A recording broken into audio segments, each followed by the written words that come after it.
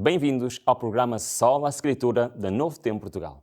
Hoje vamos até ao coração da França do século XVI para conhecer Jacques Lefebvre d'Étaples, um dos primeiros homens a traduzir a Bíblia para o francês e a defender que todos devem ter acesso direto às Escrituras. Lefebvre acreditava que a verdadeira adoração não se limita a rituais exteriores, mas nasce de um coração transformado pela Palavra de Deus. No episódio de hoje, vamos conhecer a vida deste reformador e descobrir o que a Bíblia ensina sobre a adoração. Fique connosco, porque este episódio vai aprofundar a sua fé e renovar a forma como se aproxima de Deus.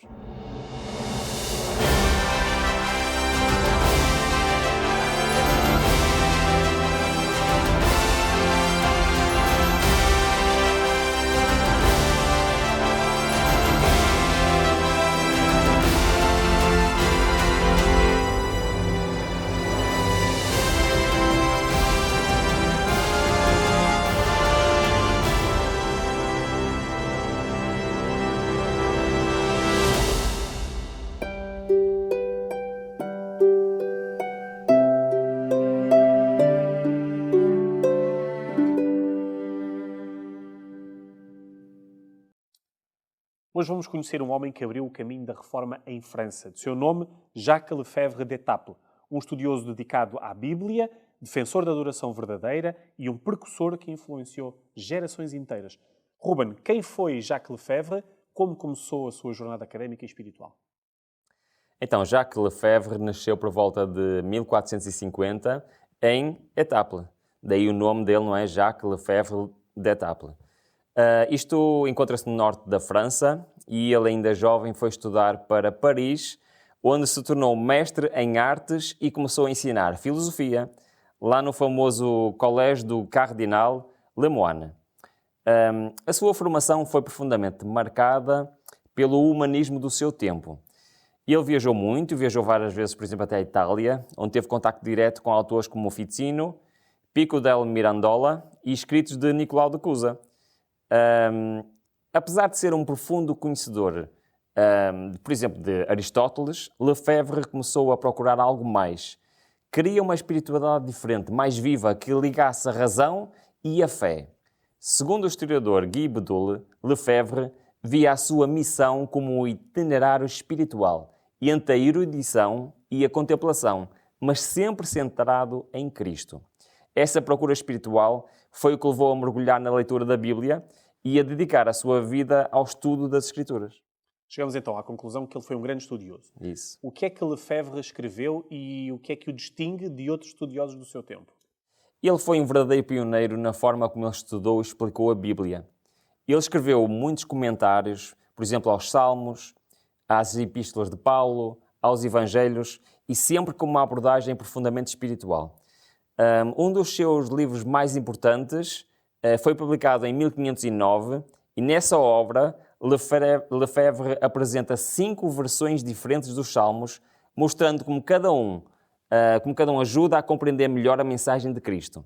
Para ele, o centro da Bíblia, o centro da Escritura era Jesus. Ele escreveu: pensava que o verdadeiro sentido literal coincide com o espiritual, que tem Cristo como centro.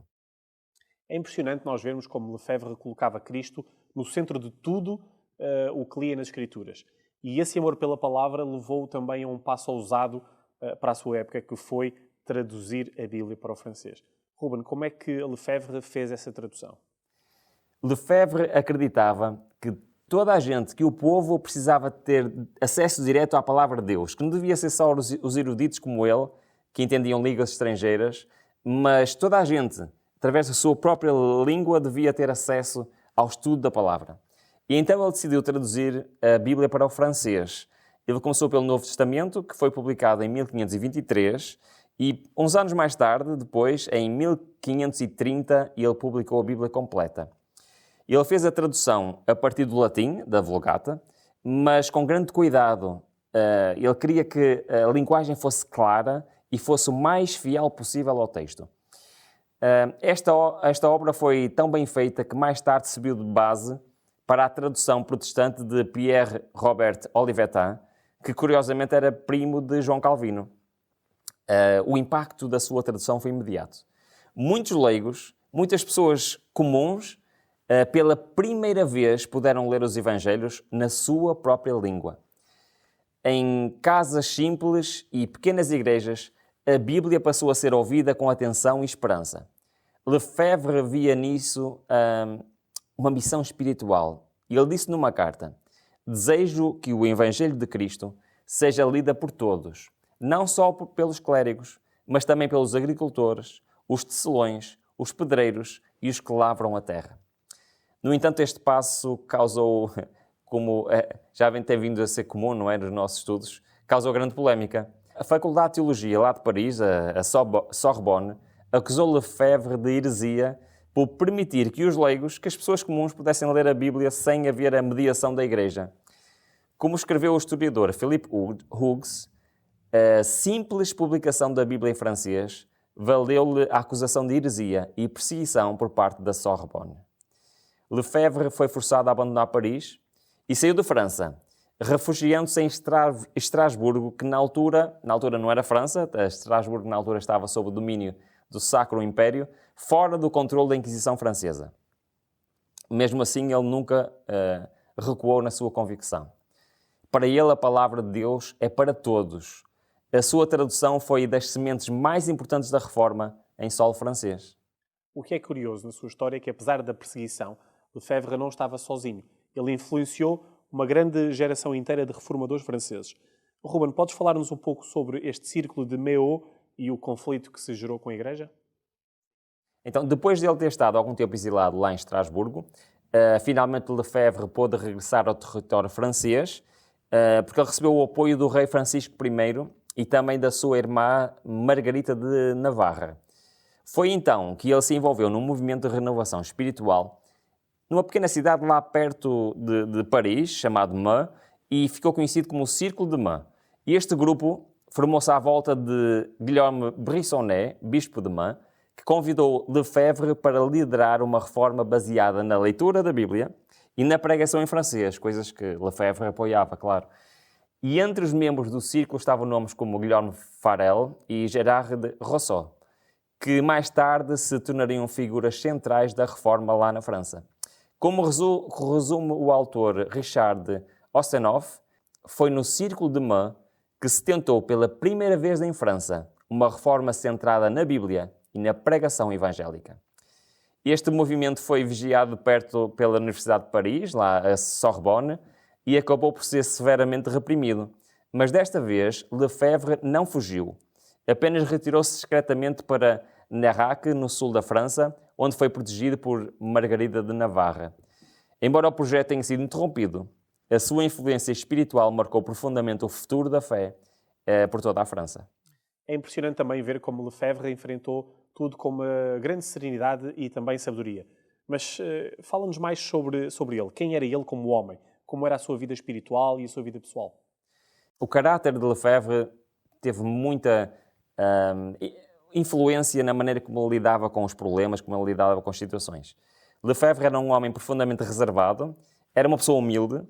A sua vida foi marcada por uma espiritualidade serena, longe dos holofotes, mas muito próxima de Deus. Ele não procurava nem confrontos, nem procurava polémicas. Ele preferia estar em silêncio, preferia estar nos seus momentos de estudo, nos seus momentos de oração. E ele era conhecido por passar horas a meditar nas Escrituras, a estudar a Palavra de Deus e a escrever os seus comentários com uma profundidade espiritual extraordinária. Nos seus hábitos diários, ele vivia de forma quase monástica, mesmo sem pertencer a uma ordem religiosa. Ele era muito sóbrio no falar, ele era simples no vestir e era totalmente dedicado à missão de tornar Cristo conhecido através da palavra.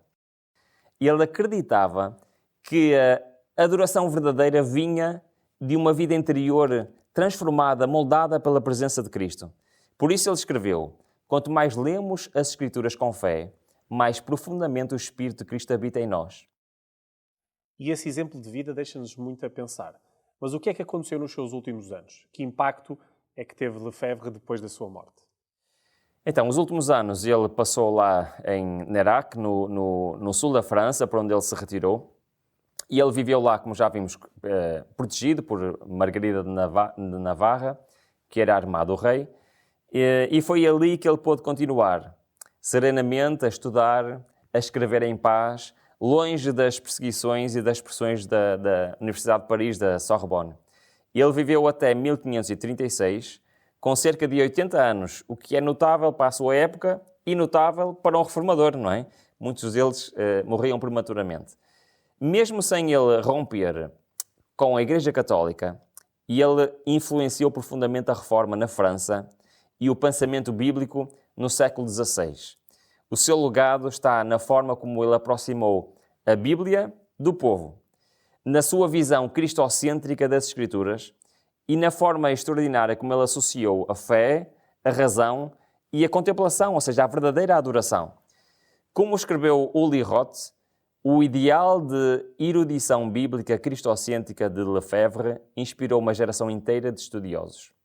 Hoje, olhamos para a história, nós vemos em Lefebvre um verdadeiro precursor da adoração em espírito e em verdade, e de alguém que adorava a Deus com a mente e com o seu coração. Neste episódio falámos sobre a vida de Jacques Lefebvre e a doutrina da adoração. E se quiser aprofundar ainda mais sobre este tema à luz da Bíblia, temos um presente especial para si. A revista O Grande Conflito, um curso bíblico completo com 24 temas sobre a história da fé e as verdades redescobertas pela Reforma Protestante. O episódio de hoje corresponde ao estudo 4 da revista, que tem por título Adoração.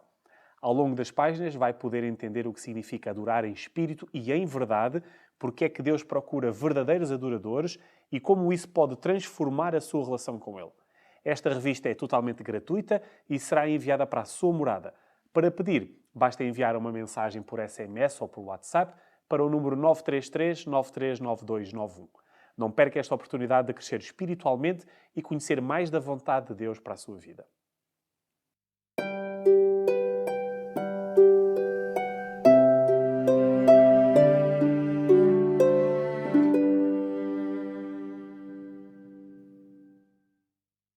A Bíblia apresenta a adoração como uma resposta do ser humano ao Deus vivo. No Antigo Testamento, a adoração estava centrada no tabernáculo e, mais tarde, no templo. Ali, através dos sacrifícios, o povo expressava arrependimento, consagração e louvor. Cada oferta, cada símbolo apontava para a vinda do Messias. No entanto, com a vinda de Jesus, esta adoração ritual foi transformada. No Evangelho de João, Jesus declarou à mulher samaritana: "Mas a hora vem, e agora é, em que os verdadeiros adoradores adorarão o Pai em espírito e em verdade."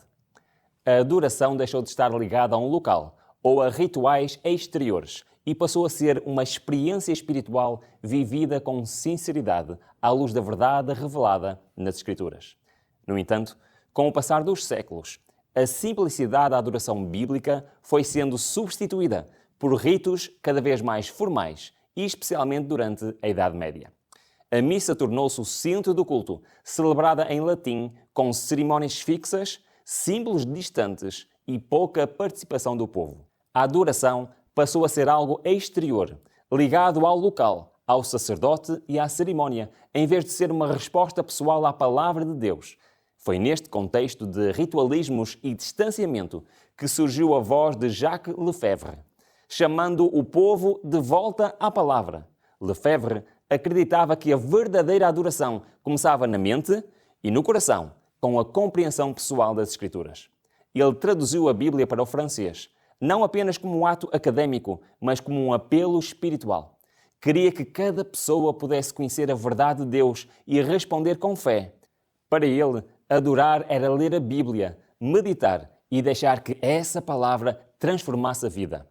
Lefebvre ensinava que a fé interior é mais valiosa de qualquer forma exterior e que Deus procura adoradores que o adorem com entendimento e sinceridade.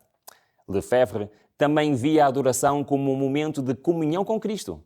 Para ele, adorar era entrar em comunhão com Deus e estar presente diante de Cristo, deixando que o Espírito Santo transformasse o adorador.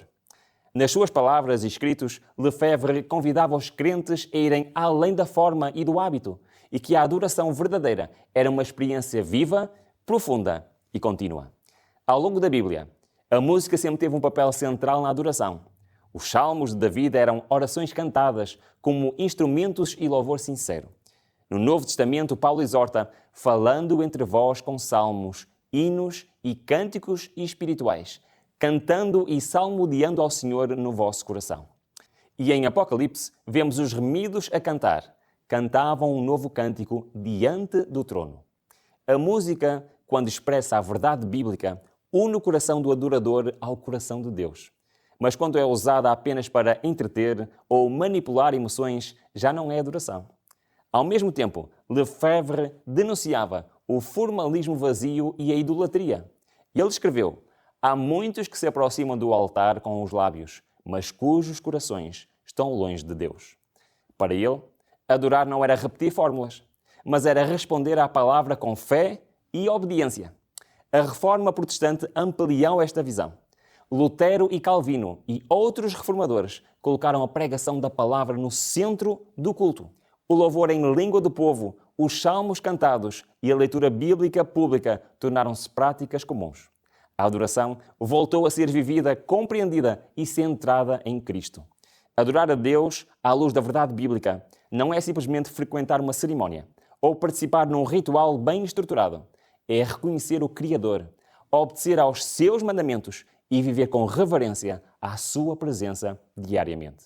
Infelizmente, muitos cristãos ainda confundem a adoração com espetáculo, tradição ou emoção momentânea. Hoje, muitos cultos abandonaram a simplicidade da adoração bíblica. Transformaram-se em espetáculos com luzes, com fumo, palcos e música com mais foco na emoção do que na verdade. Há pregações centradas no homem, promessas de sucesso, experiências barulhentas que obscurecem a voz de Deus. Mas a Bíblia adverte: Deus não é um Deus de confusão, mas de paz. Jesus avisou: em vão me adoram, ensinando doutrinas que são preceitos de homens. Isto faz com que haja igrejas cheias, mas os corações vazios. Muita música, mas pouca verdade. Há formas exteriores, mas falta transformação interior. A Bíblia não apresenta a adoração como um evento, mas como uma entrega contínua e viva a Deus. Hoje, a verdadeira adoração procura voltar às raízes bíblicas, ao estudo da palavra com entendimento, à pregação clara e fundamentada na Bíblia, ao louvor com reverência e a uma vida transformada pelo Espírito de Deus. Uma adoração simples, mas profunda, viva, espiritual, centrada em Cristo e fiel à palavra de Deus.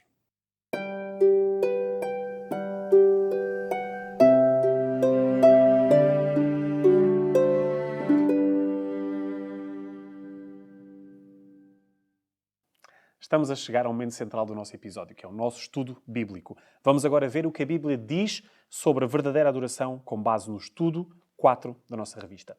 Ruben, o que disse Jesus sobre a centralidade da palavra de Deus na adoração?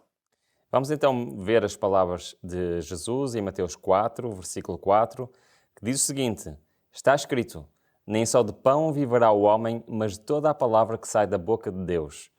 Continuamos a explorar aqui a Bíblia sobre este assunto em João 6, versículo 63, que diz: o Espírito é o que vivifica, a carne para nada aproveita. As palavras que eu vos disse são Espírito e vida. Também em Lucas 11, versículo 28, diz: antes, bem-aventurados os que ouvem a palavra de Deus e a guardam. Então nós vemos nestes versículos que Jesus claramente mostra que a verdadeira adoração tem que estar fundamentada onde? Na Bíblia, na sua palavra. Qualquer prática de adoração que esteja fora deste princípio, que esteja fora da palavra de Deus, não deve ser considerada como verdadeira adoração e então é falsa adoração. Qual era o lugar das Escrituras no culto dos primeiros cristãos? Isto é uma pergunta muito importante. Nós fomos à palavra de Deus. Logo no livro dos Atos, no capítulo 2, versículo 42, nós vemos realmente a ligação que existia entre a Bíblia, entre as Escrituras e a adoração. E diz o seguinte: e perseveravam na doutrina dos apóstolos, e na comunhão, e no partir do pão e nas orações. O apóstolo Paulo menciona também em Colossenses 3,16: a palavra de Cristo habita em vós abundantemente, em toda a sabedoria, ensinando-vos e admoestando-vos uns aos outros com salmos, hinos e cânticos espirituais, cantando ao Senhor com graça em vosso coração. Então, respondendo à tua pergunta, Tiago, as Escrituras não eram apenas usadas no culto, elas eram o centro do culto. Elas eram lidas, eram ensinadas e eram aplicadas. Lá nos cultos da igreja primitiva, era a palavra de Deus que servia para a edificação da comunidade e tudo gerava em volta das Escrituras. Quais são então as práticas que não estão alinhadas com a verdadeira adoração? O próprio Cristo diz em Mateus 15, versículo 8 e 9: "E este povo honra-me com os lábios, mas seu coração está longe de mim. Mas em vão me adoram, ensinando doutrinas que são preceitos de homens." E temos também em Deuteronômio, lá no Velho Testamento, no capítulo 12, versículo 30 até ao 32, eu vou ler a parte final, dizendo: "Assim como serviram estas nações os seus deuses, do mesmo modo também farei eu. Tudo o que eu te ordeno observarás para fazer, nada lhe acrescentarás, nem diminuirás." Temos também em Isaías, um pouco mais à frente, então Isaías 29, versículo 13, "Porque o Senhor disse: pois que este povo se aproxima de mim com a sua boca e os seus lábios me honram, mas seu coração se afasta para longe de mim. E o seu temor para comigo consiste só em mandamentos de homens, em que fui instruído." Estes versículos são claríssimos. Eles mostram que qualquer prática que não segue diretamente a palavra de Deus, ou seja, são, por exemplo, tradições humanas ou ensinamentos humanos, elas são rejeitadas por Deus. E isto leva os homens a praticar um tipo de falsa adoração. Adoração que é hipócrita, ou é uma adoração que se usa rituais que não são bíblicos, nem são aceitos por Deus. Isto significa que todo o tipo de adoração que não cumpre os preceitos bíblicos é falsa adoração. Podem todos os cristãos participar do culto? É uma excelente pergunta. Vamos ler 3 versículos. Vamos primeiro em 1 Coríntios 14, 26, que diz: "Quando vos ajuntais, cada um de vós tem um salmo, tem doutrina, tem revelação, tem língua, tem interpretação, faça-se tudo para edificação." Também o apóstolo Paulo diz em Efésios 5,19: "Falando entre vós com salmos, hinos, cânticos espirituais, cantando e salmodiando ao Senhor nos vossos corações." E para terminar esta parte temos Hebreus 10, 24 e 25, que nos diz: "E consideremo-nos uns aos outros, para nos estimularmos ao amor e às boas obras, não deixando a nossa congregação, como é o costume de alguns." Então o que é que isto quer dizer? Em primeiro lugar, que a adoração tem um propósito especial sendo feita em comunidade, como nós estamos a ver aqui. Mas sim, o que é que isto acontece? Acontece que não é só alguns, mas todos os cristãos são chamados a contribuir na adoração. E essa adoração é como? É através de cânticos, é através do ensino, é através do encorajamento mútuo, da partilha da palavra. Então, o objetivo da adoração é a edificação mútua no culto. Todos devem participar. Como nos ensina a Bíblia a adorar de forma acessível e compreensível? Para isso nós vamos primeiro a Neemias, lá no Velho Testamento, no versículo 8, capítulo 8, e diz o seguinte: "E leram no livro, na lei de Deus, claramente, dando explicações, de maneira que entendesse o que se lia." Depois vamos a 1 de Coríntios, vamos ler em 1 Coríntios 14 o versículo 9 e depois o versículo 19. Diz o seguinte: "Assim também vós, se com a língua não disseres palavras bem inteligíveis, não se fará entender o que se diz, porque estareis como os que estão falando para o ar." Versículo 19: "Todavia eu antes quero falar na igreja 5 palavras com o meu entendimento, para que possa também instruir os outros, do que 10.000 palavras em língua desconhecida." Também, um pouco mais à frente, no versículo 27, 28, 33, 40, diz, vou ler só pequenos trechos, diz, por exemplo: "Façam-se tudo por turnos, haja intérprete, porque Deus não é Deus de confusão, mas de paz. Faça-se tudo decentemente, com ordem." Então, o que é que isto quer dizer? Quer dizer, em primeiro lugar, que a adoração tem que ser clara e tem que ser compreensível. Tem que ser na língua das pessoas. A questão de haver um intérprete é muito interessante, a Bíblia dizer isso, Paulo enfatizar este ponto. Ou seja, não vale a pena estarmos a participar num culto e que nós não entendemos. Se está a falar numa língua estrangeira, numa língua que não é compreensível pelas pessoas, Isso não faz sentido nenhum para a adoração.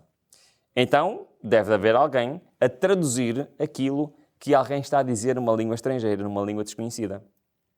Porque a adoração, além de ser clara, tem que ser compreendida por todas as pessoas na sua própria língua. A palavra de Deus deve ser explicada de forma a que toda a gente que está presente possa entender. E o culto deve ser feito com ordem, com reverência, e deve ser feito para a edificação de todos os que estão presentes. Com isto terminamos o nosso estudo bíblico de hoje. Vimos que a verdadeira adoração não depende de cerimónias ou tradições humanas, mas da fidelidade à palavra de Deus. Jesus ensinou que o Pai procura adoradores que o adorem em espírito e em verdade, com sinceridade, entendimento e uma vida transformada. Ruben, antes de encerrarmos, deixa-nos uma palavra final de apelo. A verdadeira adoração não começa no templo, mas começa no coração. Ela não é medida pela música, pelas palavras ou pela aparência, mas pela entrega a Deus, pela obediência à sua palavra e pela comunhão com Cristo. Deus não está à procura de rituais. Ele está à procura de pessoas. Pessoas como tu, como eu, que o queiram adorar com sinceridade, com reverência e com amor. Hoje o céu está à procura de verdadeiros adoradores. Adoradores que o adorem em espírito e em verdade. Adoradores que deixem a palavra transformar a vida. Se ouviste a voz de Deus hoje, se desejas que a tua adoração seja viva, bíblica e fiel, então responda ao convite do Espírito, entrega-te, abre a tua Bíblia e vive para adorar. Muito obrigado por ter estado connosco em mais um episódio do Sola Scriptura. Hoje aprendemos que a verdadeira adoração vai muito além das palavras ou rituais, mas é uma resposta do coração à verdade da palavra de Deus. Se ainda não pediu a sua revista O Grande Conflito, não perca esta oportunidade. É gratuita e vai ajudá-lo a aprofundar este e outros temas essenciais da fé. Basta enviar um SMS ou WhatsApp para o número 933 93 9291. Esperamos por si no próximo programa. Até lá, que Deus o abençoe e que cada dia da sua vida seja um ato de adoração ao Criador.